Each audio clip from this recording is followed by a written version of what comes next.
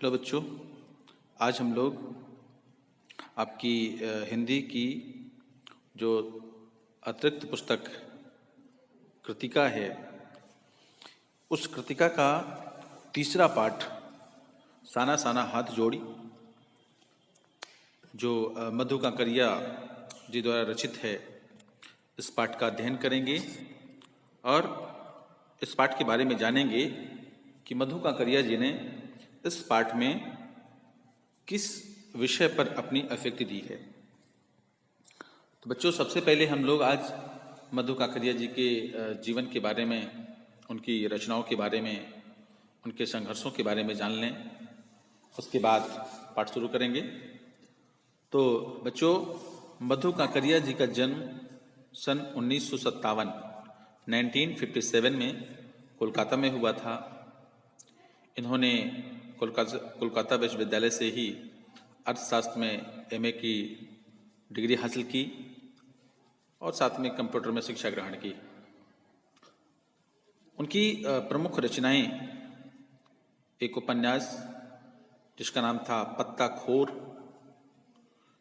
सलाम आखिरी, खुले गगन के लाल सितारे, बीतते हुए, अंत में इशू, ये कहानी संग्रह हैं। और इसके अतिरिक्त उन्होंने बहुत सुंदर यात्रा वृत्तांत भी लिखे हैं। मधु कांकरिया जी की रचनाओं में विचार और संवेदना की जो सुंदरता है, नयापन है, वो मिलता है और समाज में फैली हुई अनेक ज्वलंत समस्याएं, जिनमें हम कह सकते हैं अपसंस्कृति, महानगर की घुटन और असुरक्षा के बीच युवाओं में बढ़ते नशे की आदत, लाल बत्ती इलाकों की पीड़ा आदि उनकी रचनाओं के विषय रहे हैं। और जो अभी हमने बताया कि इनकी रचनाओं का मूलतः विषय यात्रा वृत्तांत भी बहुत सारे रहे हैं, उन्होंने यात्रा वृत्तांत भी बहुत सारे लिखे हैं। तो जो आपकी जो पाठ्य पुस्तक में जो रचना है उनकी, ये एक उनका यात्रा वृत्तांत है। इस यात्रा वृत्तांत में उन्होंने किस जगह की यात्रा की, किस जगह की यात्रा के बारे में उन्होंने अपना विचार व्यक्त किया। बच्चों, जिस पाठ का नाम उन्होंने दिया साना साना हाथ जोड़ी, यह एक प्रार्थना के शब्द हैं जो उन्होंने एक नेपाली बालिका के मुख से जो प्रार्थना गा रही थी, उस प्रार्थना के कुछ शब्द लेकर के उन्होंने इस पाठ का नाम दिया साना साना हाथ जोड़ी। इस शीर्षक का अर्थ है, साना साना मतलब छोटे छोटे, हाथ, हाथों को जोड़ना, छोटे छोटे हाथों को जोड़ करके प्रार्थना में खड़े होना या प्रार्थना करना। ठीक है, तो अब हम इस पाठ के बारे में जान लें। पाठ में क्या कहा गया। जैसे अभी आपको मैंने बताया, साना साना हाथ जोड़ी का अर्थ है छोटे छोटे हाथों को जोड़ना और जोड़ करके ईश्वर की प्रार्थना करना। तो मधु कांकरिया जी ने इस पाठ में, जब उन्होंने अपनी सिक्किम यात्रा प्रारंभ की थी, सिक्किम गई थी, अपने मित्र के साथ सिक्किम गई, वहाँ की राजधानी गंगटोक घूमने गई। गंगटोक से वे योमथांग, लायोंग और कटायो, वो जो सिक्किम के स्थान हैं अलग अलग, सारे स्थानों में वो घूमी, भ्रमण की। उन्होंने इस पाठ में सिक्किम की संस्कृति, वहाँ के लोगों के जीवन का विस्तार से वर्णन किया। सिक्किम के लोगों का जीवन कैसा है, वहाँ का परिवेश कैसा है, वहाँ का वातावरण कैसा है, और वहाँ पर हिमालय और उसकी घाटियाँ जो उनको दृष्टिगत हुई, उनका भी सुंदर वर्णन किया। लेखिका ने वहाँ की बदलती प्रकृति के साथ अपने आप को भी बदलता हुआ महसूस किया। जैसे जैसे सिक्किम की प्रकृति बदलती है, मौसम के अनुसार, वैसे ही लेखिका का मन भी, लेखक ने अपने आप को भी या अपने आप के अंदर भी एक बदलाव महसूस किया। वे कभी प्रकृति प्रेमी बनती हैं उस दृश्य को देख करके, कभी प्रकृति के प्रेमी बन जाती हैं, कभी एक विद्वान बन जाती हैं, कभी संत या दार्शनिक के समान अपने आप में परिवर्तन महसूस करती हैं। लेखिका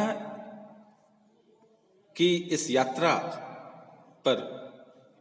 का लेखिका के मन पर बहुत गहरा प्रभाव पड़ा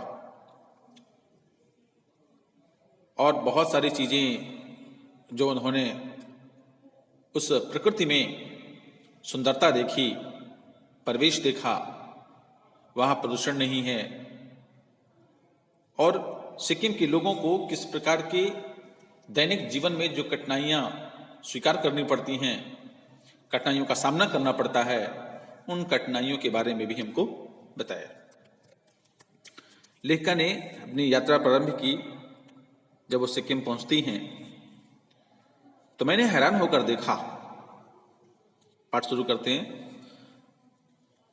पहली पंक्ति में आप देख रहे हैं, लेखिका बोलती हैं, इनका कथन शुरू होता है, मैंने हैरान होकर देखा, आसमान जैसे उल्टा पड़ा था और सारे तारे बिखर कर नीचे टिमटिमा रहे थे। दूर ढलान लेती तराई पर कुछ सितारों के गुच्छे रोशनियों की एक झालर सी बना रहे थे। क्या था वह रात में जगमगाता गैंगटॉक शहर था। जो पहली पंक्ति में ही लेखिका ने कहा, मैंने हैरान होकर देखा, आसमान जैसे उल्टा पड़ा था।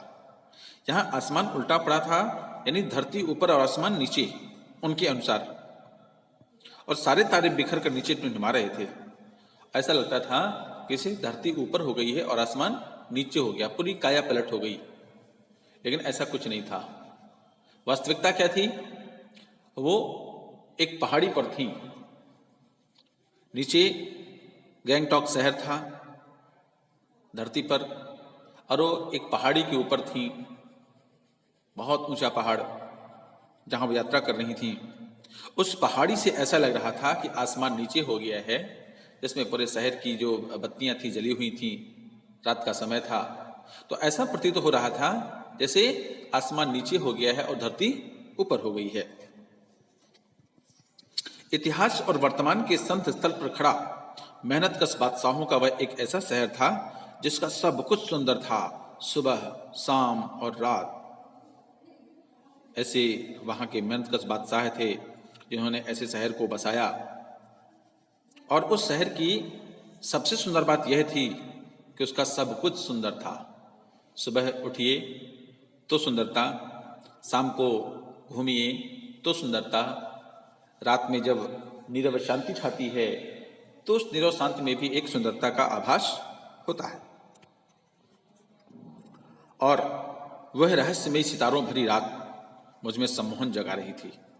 जिस शाम को वो वहां पहुंची थी, सितारों भरी रात, पूरा गैंगटॉक शहर सितारों से भरा हुआ था, रोशनी से भरा हुआ था। एक मेरे अंदर एक सम्मोहन जाग रहा था। सम्मोहन मतलब आकर्षण। वह गैंगटॉक शहर मुझे अपनी ओर आकर्षित कर रहा था, कुछ इस कदर कि उन जादू भरे क्षणों में मेरा सब कुछ स्थगित था, अर्थहीन था। मैं, मेरी चेतना, मेरा आसपास सब कुछ शून्य। मेरे अंदर जो मैं लेके आई थी अपने शहर से, वो मैं सारा कुछ शून्य हो गया था मेरा, और सारा कुछ मेरे अंदर जो भर रहा था वो क्या? उस गैंगटॉक शहर की सुंदरता, वो सम्मोहन मेरे अंदर था। मैं अर्थहीन थी, मैं और मेरी चेतना भी, मैं कुछ नहीं थी। मैं वहां अपने आप को महसूस ही नहीं कर पा रही थी कि मैं क्या हूं, कहां हूं। मेरे भीतर बाहर सिर्फ शून्य था, और थी अतीन्द्रियता में डूबी रोशनी की वह जादुई झालर। वो सुंदरता ऐसी, मेरे भीतर और बाहर सब कुछ शून्य था। मेरा मन, मेरा अंतर्मन, मेरा हृदय कुछ भी स्वीकार करने को तैयार नहीं था। क्या था मेरे अंदर? अतीन्द्रियता में डूबी रोशनी की वह जादुई झालर। मैं अतीन्द्रिय हो गई थी, अर्थात मेरी जो इंद्रियां हैं वह बिल्कुल शून्य सी हो गई। किसी चीज को वह स्वीकार नहीं कर रही थी। मैं बस अतिद्रिय होकर के उस सुंदरता में डूब सी गई थी। धीरे धीरे एक उजास उस सोने से फूटने लगा। उजास मतलब सुबह, सुबह का उजाला। रात बीत गई, सुबह हुई और उस सोने से एक प्रकाश फूटने लगा। एक प्रार्थना होठों को छूने लगी। जहां पर लेखिका रुकी हुई थी, वहां से कुछ दूरी पर एक प्रार्थना की आवाज सुनाई पड़ रही थी। वो उसके प्रार्थना के शब्द थे, साना साना हाथ जोड़ी गर्दो प्रार्थना, हमरो जीवन तिमरो कौशैली। ये नेपाली भाषा के शब्द हैं।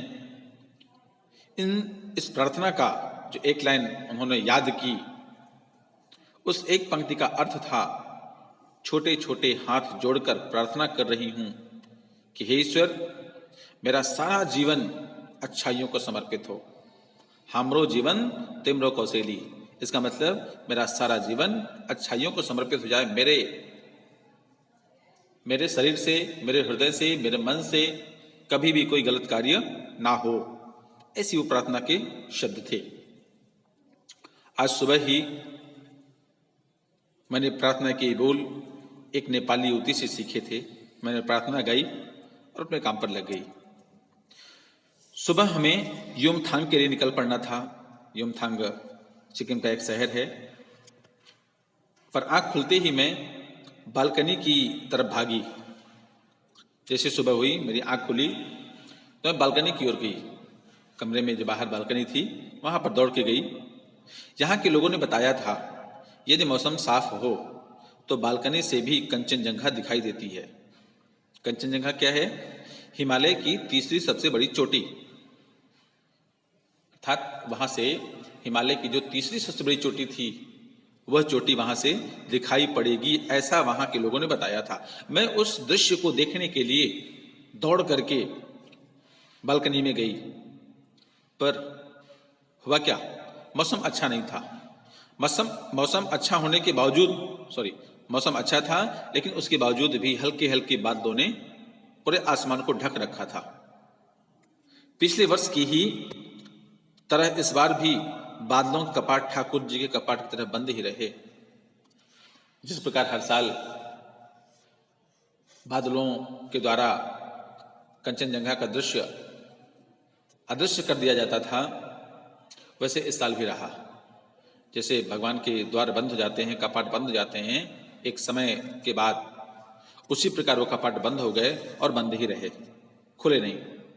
कंचनजंघा न दिखनी थी न दिखी, पर सामने ही रकम रकम के रंग बिरंगे इतने सारे फूल दिखाई पड़े कि लगा फूलों के बाग में आ गई हूं। जहां पर लेखिका रुकी थी, उनके कमरे के सामने ही रकम रकम के अर्थात तरह तरह के रंग बिरंगे फूल दिखाई पड़ गए। कैसा लगा कि मैं किसी फूलों के बगीचों में हूं। बहरहाल गंगटोक से 149 किलोमीटर की दूरी पर युमथांग था। जो गंगटोक शहर है, वहां से 149 किलोमीटर की दूरी पर युमथांग स्थान था। युमथांग यानी घाटियां। वहां की लैंग्वेज में, वहां की भाषा में युमथांग का अर्थ था घाटियां। सारे रास्ते हिमालय की गहनतम घाटियां और फूलों से लदी वादियां मिलेंगी आपको। ड्राइवर कम गाइड जितेंद्र नार्गे मुझे बता रहा था। जो उनकी जो गाड़ी थी, उनकी गाड़ी का ड्राइवर था, जो वहीं गंगटोक का ही था, जो गाड़ी उन्होंने ली थी, हायर की थी। उन रास्तों पर चलते हुए हिमालय की गहनतम घाटियां, बहुत गहरी गहरी घाटियां थीं, फूलों से लदी वादियां थीं, वहां का वातावरण था, वो भी मिलेंगी। ऐसा ये बातें सारी उनकी जो ड्राइवर था और साथ में गाइड भी था, नाम था उसका जितेंद्र नार्गे, मुझे बता रहा था। क्या वहां बर्फ मिलेगी? मैं बचकाने उत्साह से पूछने लगती हूँ। जब ये बताता है, उसके बाद मेरा प्रश्न होता है, क्या वहां बर्फ मिलेगी? मेरा जो एक बचकाना सा प्रश्न था वो उठा। उसने उत्तर दिया, चलिए तो, वहां जो आपने सोचा है वो सब कुछ मिलेगा। रास्ते में चलते हुए हमको जगह जगह गदराए पाइन, धूपी के खूबसूरत नुकीले पेड़ों का जायजा लेते हुए हम पहाड़ी रास्तों पर आगे बढ़ने लगे कि एक जगह दिखाई दी। हम उस रास्ते पर जा रहे थे, पाइन के वृक्ष गदराए हुए थे, उसमें फूल भी थे, फल भी थे, धूपी के खूबसूरत नुकीले पेड़ भी थे। उनको देखते हुए हम पहाड़ी रास्तों पर चले जा रहे थे कि अचानक एक जगह दिखाई दी। एक कतार में लगी सफेद सफेद बौद्ध पताकाएं, एक लाइन में एक पंक्ति से सफेद बौद्ध पताकाएं लगी हुई थीं, किसी ध्वज की तरह लहराती, शांति और अहिंसा के प्रतीक ये पताकाएं, जिन पर मंत्र लिखे हुए थे। नार्गे ने बताया, यहां बुद्ध की बड़ी मान्यता है। जब किसी बुद्धिस्ट की मृत्यु होती है, उसकी आत्मा की शांति के लिए शहर से दूर किसी भी पवित्र स्थान पर 108 श्वेत पताकाएं फहरा दी जाती हैं। ऐसी जितने नार्गे ने जानकारी दी लेखिका को कि जब यहाँ पर भगवान बुद्ध की बहुत मान्यता है, यहाँ बुद्ध को लोग भगवान मानते हैं। ऐसा माना जाता है, ऐसी मान्यता है, जब किसी बुद्धिस्ट मतलब जो बुद्ध के पद चिन्हों पर चलता है, जब किसी उस व्यक्ति की मृत्यु होती है तो उसकी आत्मा की शांति के लिए शहर से दूर किसी एक निर्जन और पवित्र स्थान पर 108 श्वेत पताकाएं फहरा दी जाती हैं, लगा दी जाती हैं, और इन्हें उतारा नहीं जाता, इनको उखाड़ा नहीं जाता अपने स्थान से। ये धीरे धीरे अपने आप नष्ट हो जाती हैं, धूप से, हवा से, बरसात से। जो प्राकृतिक परिवर्तन होता है, उस परिवर्तन की आड़ में आकर के ये पताकाएं नष्ट हो जाती हैं। कई बार किसी नए कार्य की शुरुआत में पताकाएं लगा दी जाती हैं।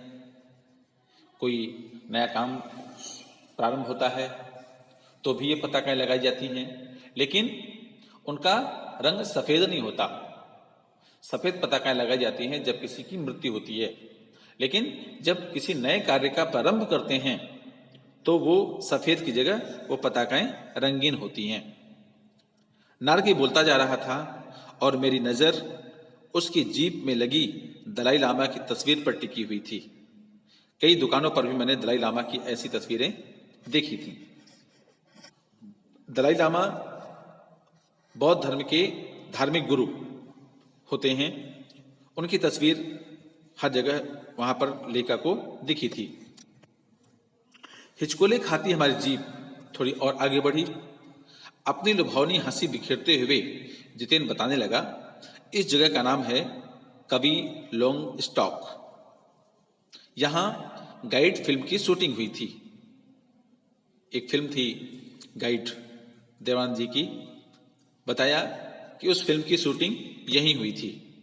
तिब्बत के चीस खे बमसन ने लेपचाओं के सोमेन से कुंजतेक के साथ संधिपत्र पर यहीं हस्ताक्षर किए थे। एक पत्थर यहाँ स्मारक के रूप में भी है। लेपचा और भूटिया सिक्किम की दोनों स्थानीय जातियां हैं। उन दोनों के बीच लंबे सुदीर्घ झगड़ों के बाद, सुदीर्घ मतलब लंबे झगड़े के बाद शांति वार्ता की शुरुआती स्थल था वो।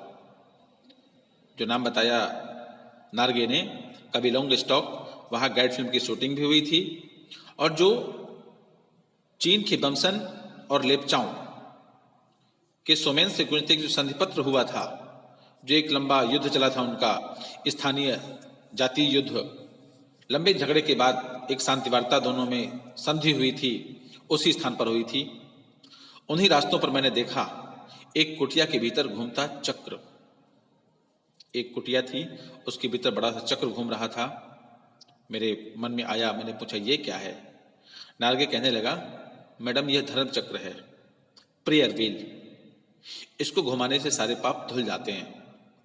ऐसी मान्यता है कि उस प्रेयर व्हील को, धर्म चक्र को घुमाया जाए तो आपकी जो सारी बुराइयां हैं, सारे पाप हैं, वो नष्ट हो जाते हैं। ऐसी मान्यता है। क्या?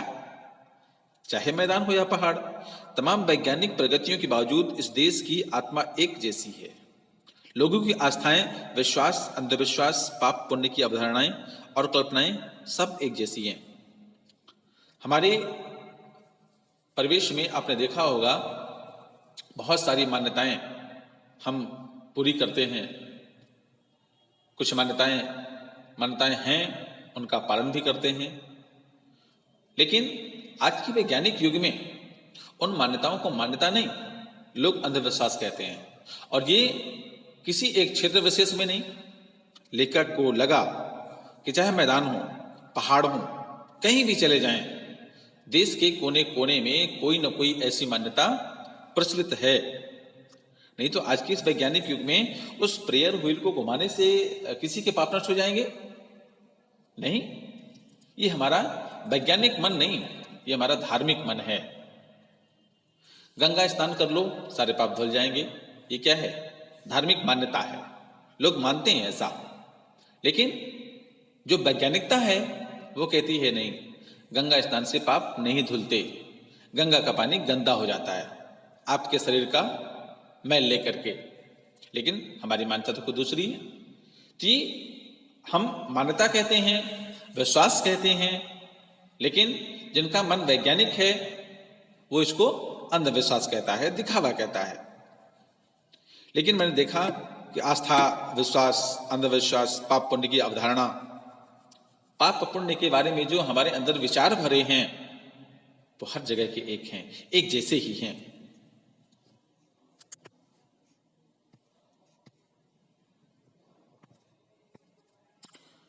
बच्चों, आज के लिए इतना ही।